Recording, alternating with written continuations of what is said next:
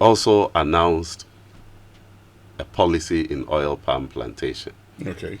And that also is going to create about 250,000 jobs. Hold on a minute. You've announced a project from, say, 2026 to 2028, Yes. 6.9 billion that they're going to invest in oil palm industrialization. How is that going to create the 200,000 jobs? And I want us to understand. One of the few times I would explain why I'm asking these questions. I want us to understand how the jobs will be created, Yes. so we can all check, monitor, or if there are other suggestions that listeners can make to ensure that it works, then they do so. So how are you going to create 200,000 jobs with the investment of 6.9 billion in oil palm? And if I can add, post the big push phase, the 400,000 jobs you are going to create, when construction is done, which other industries are going to absorb these people? Great. Good question.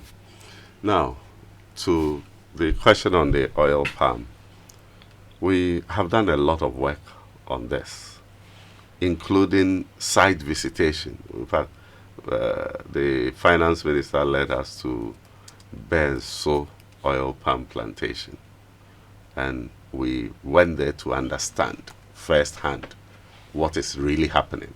Aside what we had read and what we had been told, we wanted to see this. What we have been told and have verified is that 1 hectare of oil palm plantation can employ potentially 3 or more workers. Mm-hmm. And this is what Benso oil palm plantation officials told us. And that is what they are doing currently. And we have planned to invest about 100,000, to have about 100,000 hectares of oil palm plantation. And so per our estimation, if we are able to invest this 100,000 into 100,000 hectares of oil palm plantation, we will create a minimum, we are being conservative, a minimum of 250,000 jobs.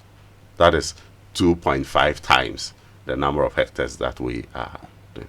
And you see, when we went to this oil palm plantation, it was so interesting. A lot of workers.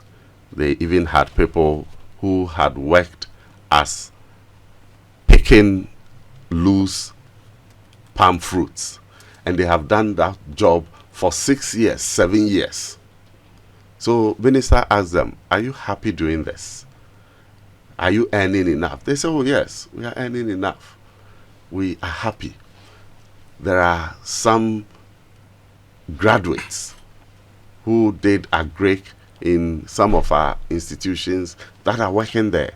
And so we believe that that is how to go.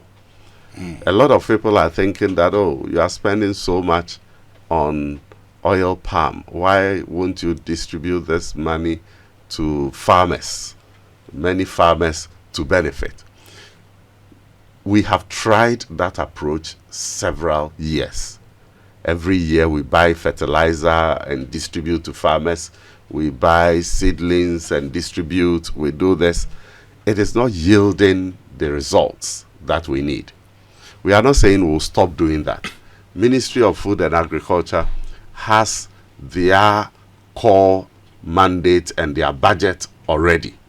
So they will continue to do the things that they've been doing.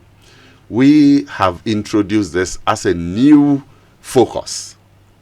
It doesn't mean that what the Ministry of Agric has been doing in the past will not happen. It will happen. But we are making special allocation to go into commercial agriculture, big plantation, to help all of us. And we believe that is the way to go.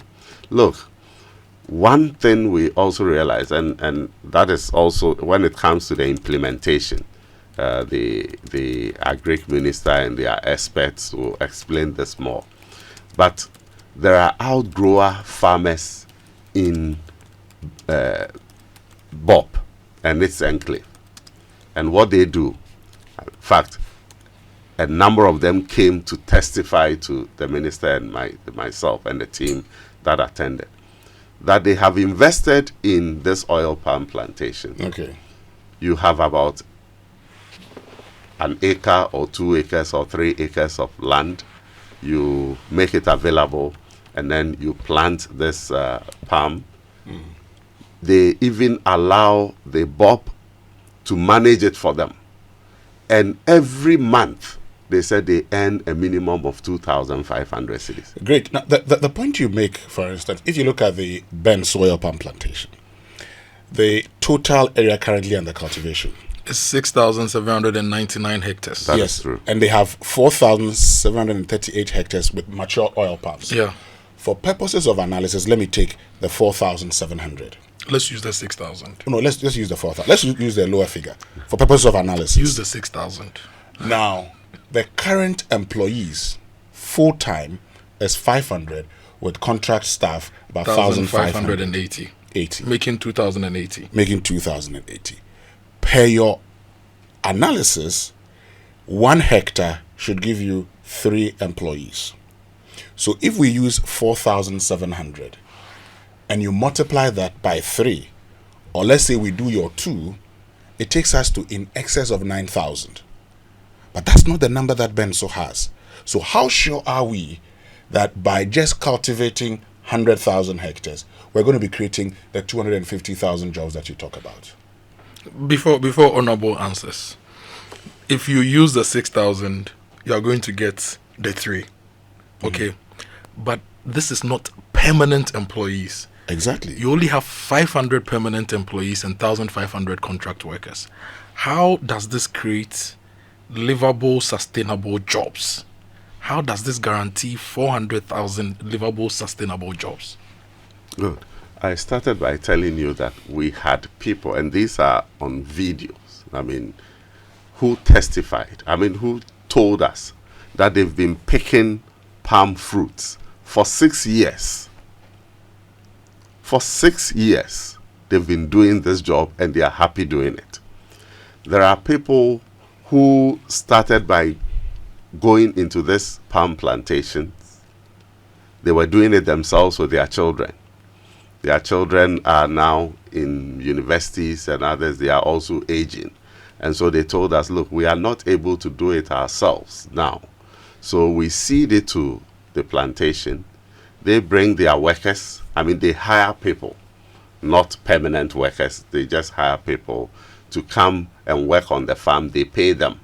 At the end of the period, when they sell, they give the owners the difference. And these owners who are aged and are staying at home are making, on average, 2,500 cedis a month. Okay. These were stories that we Yeah, heard. but that's not in doubt. Honorable. So it is a huge the point is area the to numbers. invest You see, we're looking at the numbers. That's not in doubt. And I also, I come from Umpoho, and you go Oh, through you do? Umpoho. Yes, I come from okay. Umpoho, and it was fashionable in those days for families to have palm plantations for children. So you can verify and So corroborate I also do have what I'm my saying. late father did a palm plantation for us too. But the point I'm trying to make is that if I use the BOP numbers, it doesn't give me the estimates that you're giving. And it is also the case because years ago when Owusu-Efiri Yakoto said anyone who cultivates a hectare of maize would employ 3-4 people. And so because of that number, he had multiplied it and said he had created 745,000 Under jobs. planting for food and jobs. My argument was that I was cultivating about 3 hectares. And the number of people I had on the farm were not up to 10. Okay? Then up to 5. Okay? So the point is that the numbers, based on the BOP model, does not support the expectation or the estimate that 100,000 hectares will translate to a modest, in your case, 250,000 jobs. Well, we believe it will, because you see, we are trying to solve a problem. And we are trying to solve a problem of unemployment. We also want to use this to generate revenue.